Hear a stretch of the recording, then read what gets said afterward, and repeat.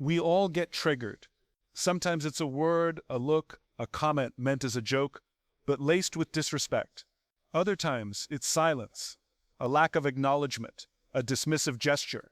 But the truth is, our anger is rarely about the other person. It's almost always about something within us, something unresolved, something vulnerable, something raw. Understanding the root of your emotional triggers is the first and most important step in mastering your emotional response. Because if you don't understand the wound, you'll spend your life reacting to every hand that brushes near it. You may believe you're angry because someone cut you off in traffic, because your partner dismissed your opinion, or because your colleague took credit for your work. But beneath the surface, it's usually not about that event. It's about what it represents. That moment in traffic might symbolize the lack of control you feel in your life. That dismissal might mirror a lifetime of feeling unheard.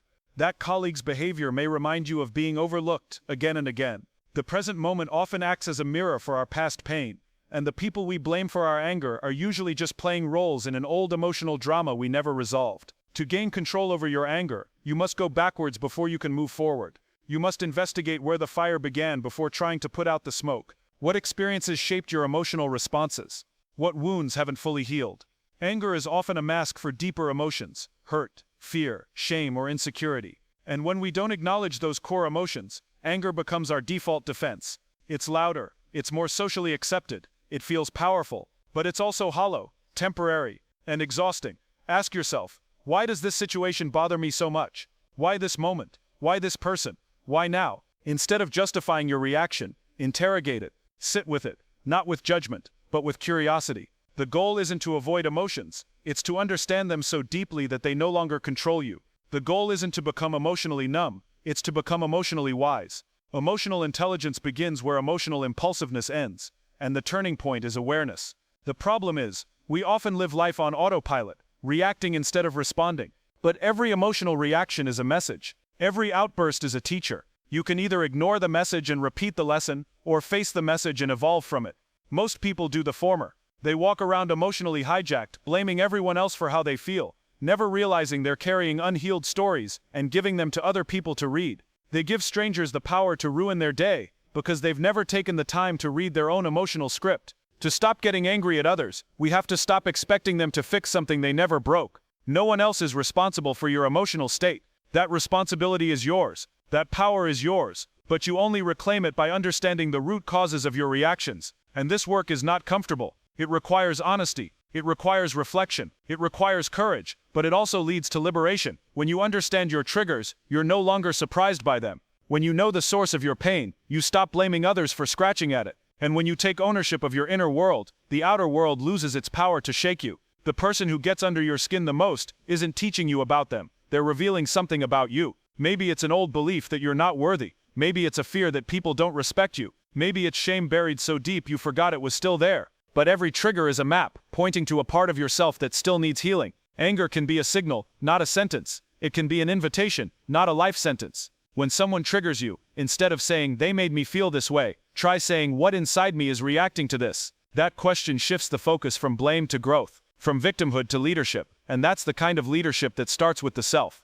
Because until you lead yourself, you'll always be led by your emotions. And until you know your emotional roots, your life will always be shaken by emotional storms. Negative interactions are inevitable. People will say things that are hurtful, inconsiderate, or completely ignorant. Some will insult you directly, others will undermine you quietly, and your instinct will be to react to defend yourself, to snap back, to prove a point. But what if instead of reacting you chose to reframe the moment? What if you saw that interaction not as an attack to fight, but as an opportunity to grow stronger? Reframing negative interactions isn't about pretending that pain doesn't exist. It's about using it as a catalyst for maturity, discipline, and clarity. When someone offends you, they're offering you a mirror, not a weapon. How you respond reveals far more about your character than their words ever could. The moment you realize this, you stop being a puppet pulled by the strings of other people's behavior. You begin to see difficult moments as training grounds for self-mastery. You're no longer focused on how wrong they are, but on how right you can become in your response. Every difficult person, every disrespectful comment, every rude gesture becomes an invitation to elevate your own standard. You can either fall into their emotional chaos, or rise into your inner calm. The most powerful people in the world are not the ones who win arguments. They are the ones who no longer need to argue.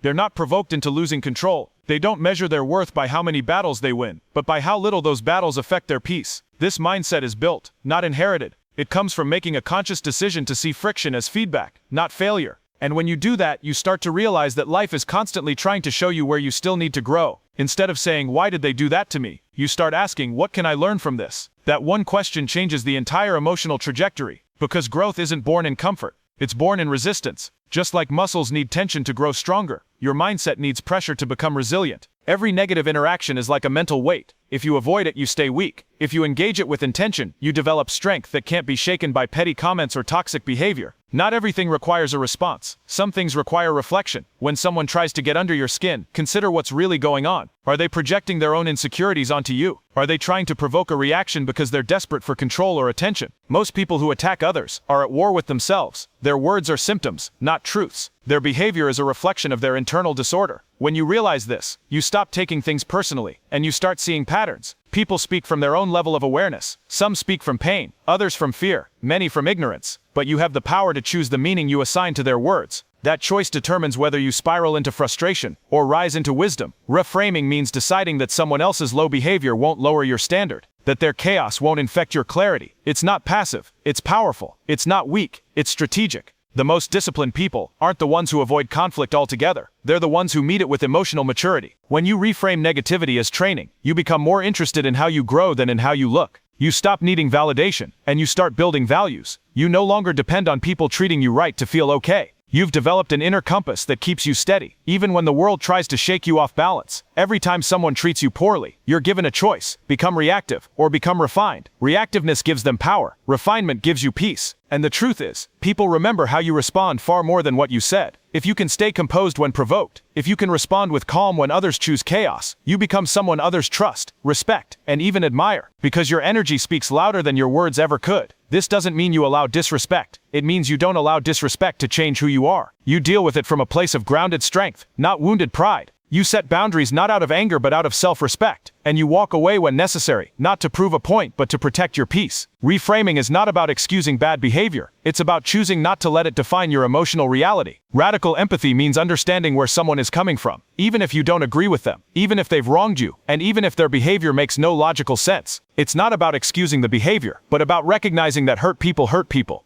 Everyone is carrying invisible burdens, traumas, insecurities, fears that shape how they treat the world. When you choose to practice empathy without becoming emotionally entangled, you create a space where understanding exists without self-destruction. This is where strength lives, not in reaction, but in restraint, not in judgment, but in insight. Most people view empathy as weakness, as a soft emotion, but true empathy is one of the highest forms of intelligence. It requires awareness, control, and maturity. It asks you to pause before reacting, to consider someone else's internal world before you launch a counterattack, to recognize that most people are responding to their own pain, not to you personally. And when you truly understand this, something changes in you. You stop being so easily shaken by other people's words. You stop personalizing their behavior. You start observing instead of absorbing. There's a profound difference between understanding someone and becoming consumed by them. You can have compassion without losing boundaries. You can listen without carrying their pain. You can witness their suffering without letting it enter your soul. Radical empathy is not about being emotionally fragile. It's about being emotionally wise.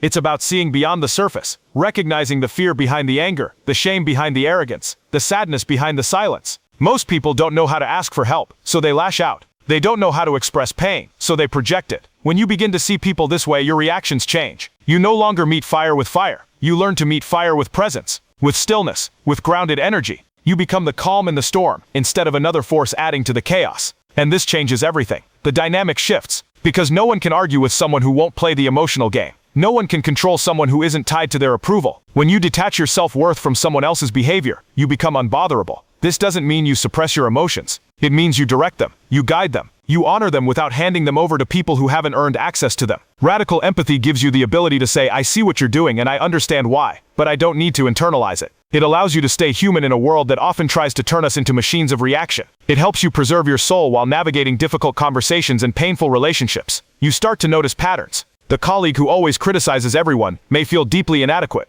The friend who disappears during your tough times may be overwhelmed with their own unhealed trauma. The partner who pushes you away when things get serious may be afraid of being abandoned. When you see these behaviors not as attacks but as symptoms of inner struggle, your heart softens, but your boundaries remain. You don't become a doormat. You become a grounded presence. You lead emotionally, instead of reacting impulsively. Empathy doesn't mean tolerating toxic behavior. It means recognizing it for what it is, and choosing the healthiest response for yourself. Sometimes the most empathetic thing you can do is to walk away. Not out of anger, but out of understanding. Because you realize that some people are not ready to meet you where you are. Some people aren't in a place to offer healthy communication. And that's not your fault, and it's not your job to fix them. Your role is to see clearly and choose wisely. The more you understand others, the less control they have over you. Their insults lose their sting. Their mood swings lose their pull. Their manipulation loses its grip. Because you've stepped outside the emotional web they're trying to spin. You're no longer reacting from woundedness. You're responding from wisdom. And wisdom doesn't need revenge. Wisdom doesn't need to prove a point. Wisdom simply sees what is and makes decisions based on clarity, not chaos. Radical empathy without emotional attachment transforms how you relate to the world.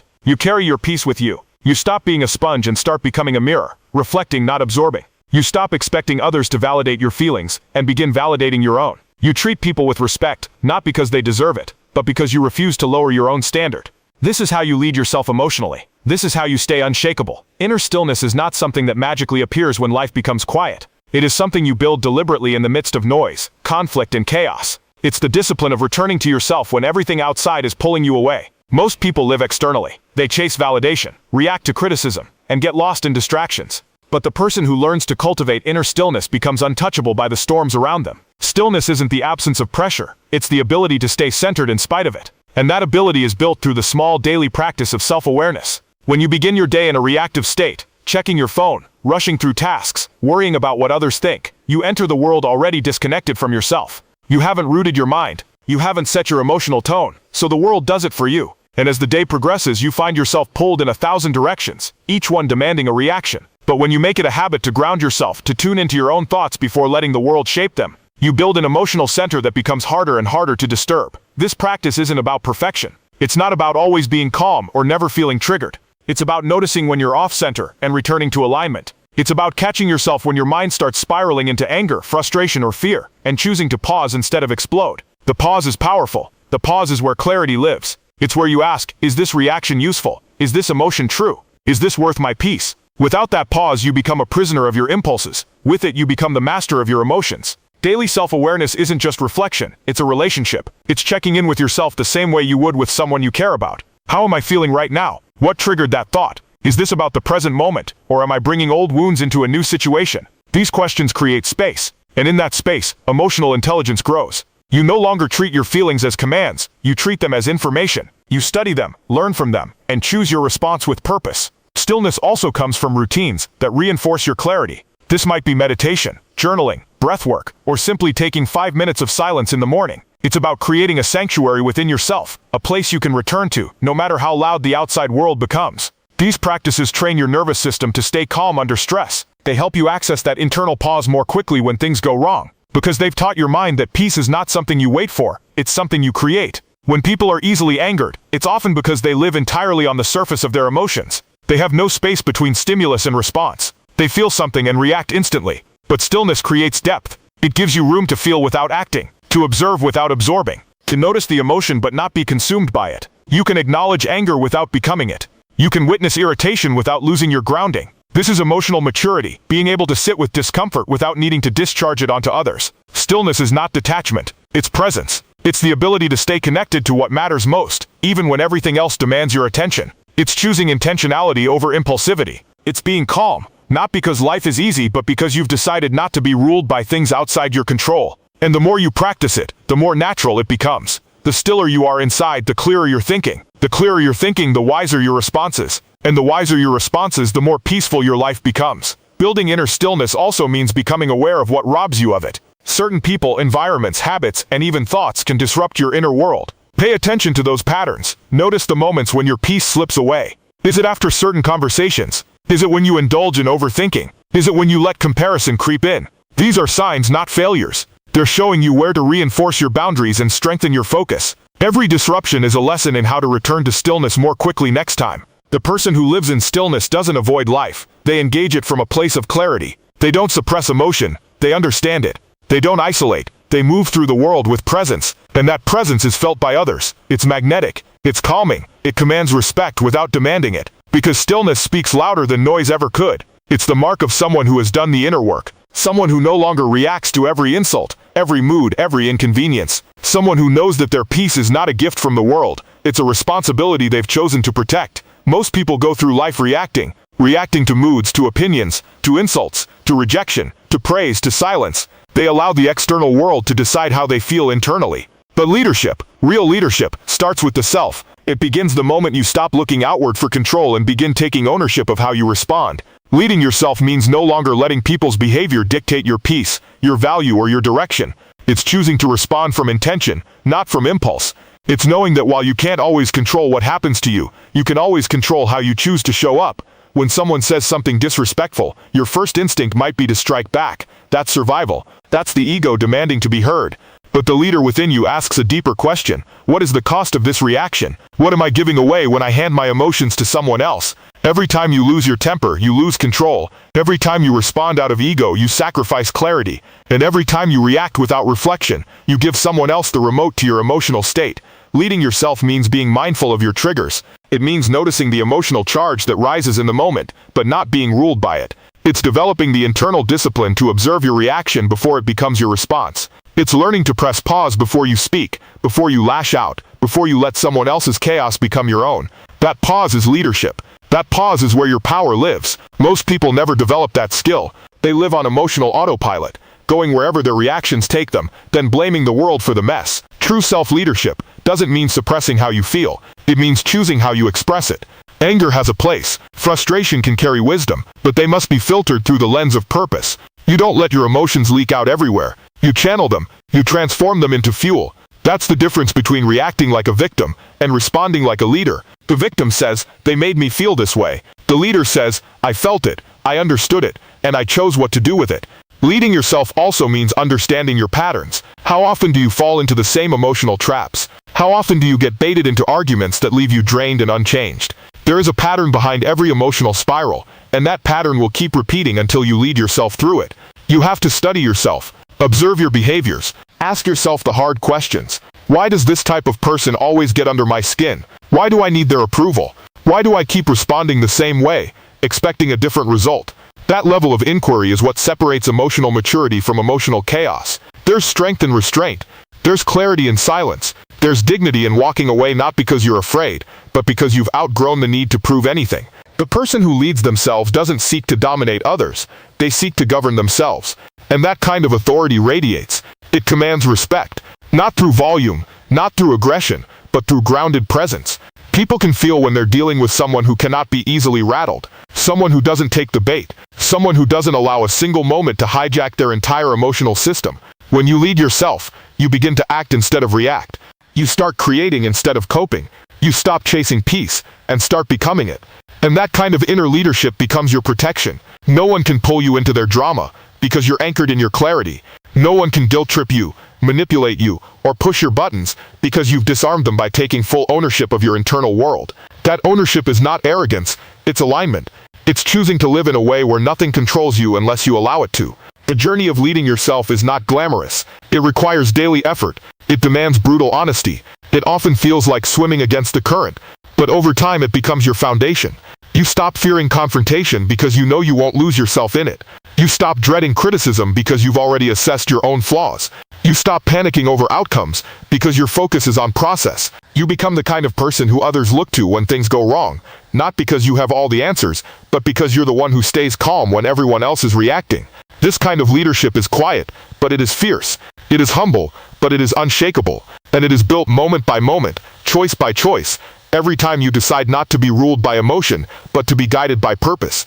Control is an illusion we chase in the external world, but it's a truth we can master within. So much of our anger, frustration, and emotional pain comes from trying to control things that were never ours to hold. Other people's opinions, their reactions, their moods, the outcome of every situation. We exhaust ourselves trying to force order onto things that exist outside of our influence, and in doing so, we neglect the one place where real power resides, our own mind. The moment you shift your focus from trying to control the uncontrollable to mastering what's within your reach, your emotional life transforms. What you can control is your attention, where you place your mental energy. When someone insults you, you can choose whether to internalize their words or let them pass like noise in the distance. When life throws uncertainty your way, you can decide whether to spiral into fear or lean into faith. This is the essence of personal power, not dominating situations or people, but reclaiming your energy from the things that drain it. You take your power back every time you say, "I don't need to react to that," or that's not mine to fix. Letting go doesn't mean giving up. It means making the conscious choice to stop wasting energy on what you can't change. It's the difference between holding on to a burning coal and deciding to drop it before it consumes you. Holding on may feel justified, but it costs you peace. It costs you clarity. It costs you the chance to move forward. You don't let go because the situation is fair. You let go because holding on is poisoning your own emotional well-being. We often confuse control with responsibility. We think that if we care enough, we have to fix everything. If someone's upset, we think it's our fault. If something goes wrong, we take it personally. But responsibility means showing up with integrity, not sacrificing yourself to please others. You are responsible for how you show up, not how others receive it. You are responsible for your energy, not the energy of everyone around you. And when you start living from that truth, you stop trying to manage the unmanageable. The more you focus on what you can control, your mindset, your habits, your reactions, the more grounded you become. And from that grounded place, you start to see clearly. You begin to notice that most of the chaos in life comes from people who haven't done this work. People who are reactive, emotionally unstable, addicted to conflict, or dependent on external validation. These people will always try to pull you into their storm, but you're under no obligation to attend every emotional battle you're invited to. Choosing what you focus on is one of the most powerful forms of control. Your mind is a garden. What you water will grow. If you constantly water resentment, judgment, and fear, they will thrive. If you focus on awareness, strength, and perspective, those will begin to take root. Where your focus goes, your emotional energy follows. And once you begin mastering that focus, you stop being a victim of circumstances. You start becoming a creator of response. The world doesn't get easier, but you get stronger. There is also great freedom in surrender. Surrender doesn't mean weakness. It means choosing peace over control. It's saying, this situation may not be what I wanted, but I won't let it own me. It's acknowledging that while you can't control what someone else does, you have full control over what meaning you attach to it. That's the final layer of emotional leadership. Not just controlling your actions, but mastering the stories you tell yourself about what's happening. You may not be able to stop people from lying, from criticizing, from leaving, from misunderstanding you, but you can stop telling yourself that their actions define your worth. You can stop believing that you have to convince them of your value.